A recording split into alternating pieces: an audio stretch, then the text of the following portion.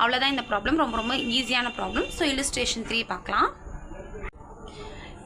Illustration 3, a project cost rupees 20 lakh and yield annually a profit of 3 lakh after depreciation at 12.5%, but before tax at 50%. Calculate the payback period.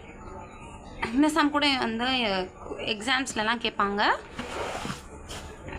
So எப்படி போடுறதுன்னு பார்க்கலாம்.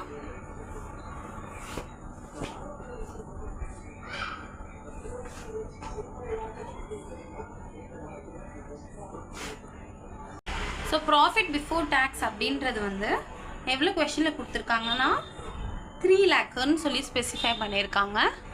அந்த 3 lakh போட்டுக்கிறேன். Next வந்து இதுலேருந்து before tax பார்த்துட்டோம். இப்போ அப்போ டேக்ஸை டிடக்ட் பண்ணணும். டேக்ஸ் பர்சன்டேஜ் எவ்வளோ கொடுத்துருக்காங்க அப்படின்னு பார்த்தீங்கன்னா 50%ன்னு கொடுத்துருக்காங்க. ஸோ 3 lakhல 50% போடணும். 3 lakh இன்ட்டு 50% போட்டிங்கன்னா 1,50,000. இந்த 50% கொடுத்தா சம் வந்து கொஞ்சம் ஈஸியாக முடிஞ்சிடும். ஸோ 1,50,000 தான் பேலன்ஸ் இருக்கும். 50 தானே 100. இதான் வந்துட்டு எனக்கு வந்து ப்ராஃபிட் ஆஃப்டர் டேக்ஸ். நெக்ஸ்ட்டு இதுலேருந்து நான் என்ன பண்ணணும்னா என்னுடைய டெப்ரிஷியேஷனை ஆட் பண்ணிக்கிறேன். டெப்ரிஷியேஷன் வந்து 12.5%ன்னு சொல்லியிருக்காங்க. எதுக்கு கூட அப்படி பண்ணணும்னு பார்த்தீங்கன்னா அந்த 20 lakhs கொடுத்துருக்காங்க இல்லையா, அது கூட. இப்போ வந்து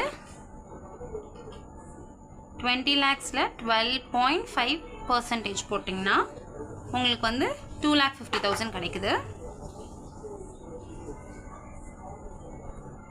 இதையும் 1,50,000 ஆட் பண்ணிக்கோங்க.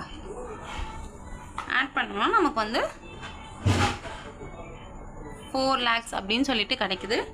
இதுதான் வந்துட்டு கேஷ் ஃப்ளோ ஆஃப்டர் டேக்ஸ். இப்போது பேபேக் பீரியட் போட போகிறோம். பேபேக் பீரியடோடைய ஃபார்முலா நமக்கு தெரியும். இனிஷியல் இன்வெஸ்ட்மெண்ட், நான் ஷார்ட்டாக எழுதிக்கிறேங்க, divided by cash flow after tax. So இனிஷியலான இன்வெஸ்ட்மெண்ட் வந்துட்டு கொஷன்லேயே கொடுத்துருக்காங்க. ப்ராஜெக்ட் காஸ்ட் 20 lakhன்னு சொல்லிட்டு. ஸோ அந்த 20 lakh தான் என்னுடைய இனிஷியலான investment. Divided by cash flow நம்ம கண்டுபிடிச்ச இந்த அமௌண்ட்டு. எவ்வளோ கண்டுபிடிச்சிருக்கோன்னா 4 lakh. ஸோ 20 lakhல 4 lakh போட்டோம் அப்படின்னு பார்த்தீங்கன்னா நம்மளோட பேபேக் பீரியட் வந்து 5 years. ஈஸியான ப்ராப்ளமில் இது.